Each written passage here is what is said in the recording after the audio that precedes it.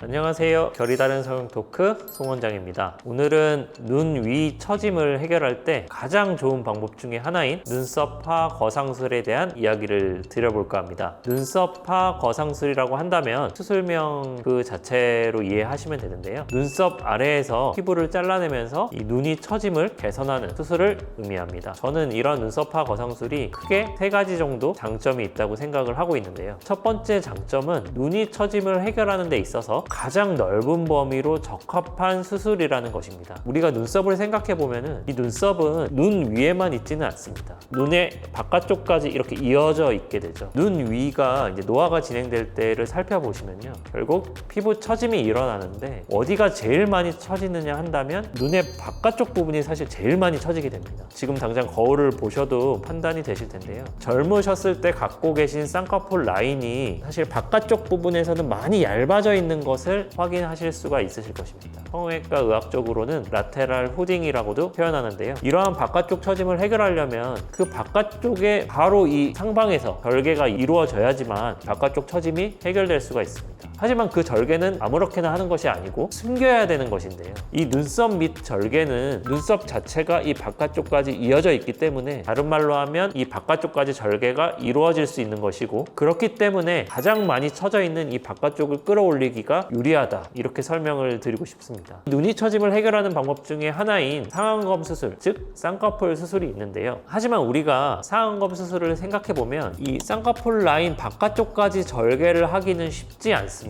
흉터가 눈에 띄기 때문에 그렇죠. 그렇기 때문에 이 상안검 수술로는 바깥쪽 처짐을 해결하는 데 한계가 있다, 저는 이렇게 설명을 드리고 있고요. 하지만 눈썹 및 거상술로는 눈썹이 바깥쪽까지 이어져 있기 때문에 이 바깥쪽 처짐을 해결하는 데 있어서 가장 적합하다. 두 번째 장점은 자연스러운 변화가 일어난다는 것입니다. 눈썹파 거상술은 단순히 처진 피부를 끌어올리는 수술이기 때문에 쌍꺼풀이 만들어지는 그러한 수술은 아닙니다. 우리가 일반적으로 쌍꺼풀 수술이라고 생각을 하면 생각보다 인상 변화가 굉장히 크게 일어나는데요. 쌍꺼풀을 평생 없이 살아보셨던 여성분이라거나 또는 좀 남성분들 같은 경우에는 이 나이가 드신 상태에서 쌍꺼풀을 만들고 하는 것에 대해서 굉장히 좀 거부감이 있으십니다. 그런 분들한테는 이러한 눈썹파 거상술은 단순히 처진 피부를 끌어올리는 수술이기 때문에 인상 변화가 굉장히 적게 되고, 그런 분들한테는 굉장히 적합하다. 세 번째 장점도 사실 조금 연결되는 부분이 있는데요. 눈썹파 거상술로는 눈이 싸나워 보이지 않게 그렇게 변화가 가능하다는 것입니다. 눈 위쪽 피부의 두께 변화에 대해서 알고 계셔야 되는데요.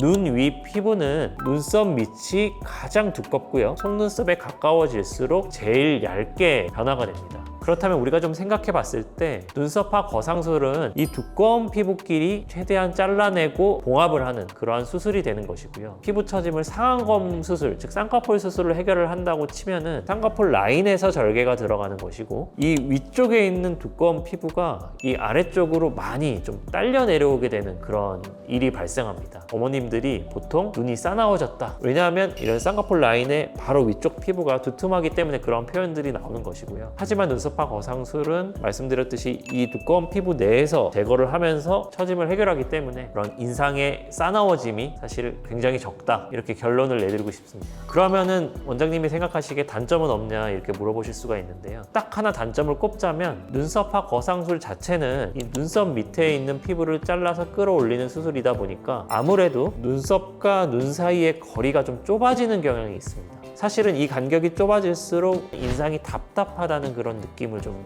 받게 되기도 합니다. 이 눈썹과 눈 사이의 거리가 좀 너무 좁은 분들에게는 그러한 점에 있어서는 좀 단점이 될 수가 있고요. 눈썹과 눈 사이가 좁은 분들은 이 수술을 못하느냐 하면 그렇지는 않고요. 눈썹파 거상술을 하면서 이마 거상술을 하는 것입니다. 왜냐하면 이마 거상술 자체가 눈썹과 눈 사이의 거리를 좀 확장을 시켜주는, 넓혀주는 그런 수술이기 때문에 그렇습니다. 연령대 같은 경우에는 제가 노화에 관련해서 좀 얘기 드리고 싶은 것은 이것을 이제 한 번에 끝내려고 생각을 하시면 안 된다는 것입니다. 무슨 얘기인가 하면 결국 피부 처짐이라는 것은 평생에 걸쳐서 계속 일어나는 것이기 때문에 처짐이 좀 신경 쓰이고 그것이 내 생활에 있어서 좀 불편함이 느껴진다면 나이대와 상관없이 수술은 받으실 수 있다고 말씀을 드리고 있고, 피부 처짐이 일어나는 그 시점에 맞춰서 수술을 받으시면 될 것 같고, 사실 이러한 피부 처짐을 너무 방치할 때에는 70대 80대가 되셔서 오신 분들을 보시면 눈 가쪽에 피부가 거의 맞닿아 있고 이 맞닿은 부분에서 이제 진물도 나고, 왜냐면 마찰 때문에 이제 자극이 돼서 그런 건데요, 그런 경우도 이제 보게 됩니다. 근데 사실 그렇게까지 계속 놔두는 것은 저는 옳지 않다고 생각을 하고 있고, 다만 수술을 받더라도 피부 처짐은 이제 시간이 지나면 그 노화의 자연스러운 현상이기 때문에 추가적으로 나중에도 또 수술을 받을 수 있다. 평생에 걸쳐서 한 번 이상은 받을 수 있는 관리의 차원에서 이 수술을 조금 접근하시면 어떨까 하는 좀 말씀을 드리고 싶습니다.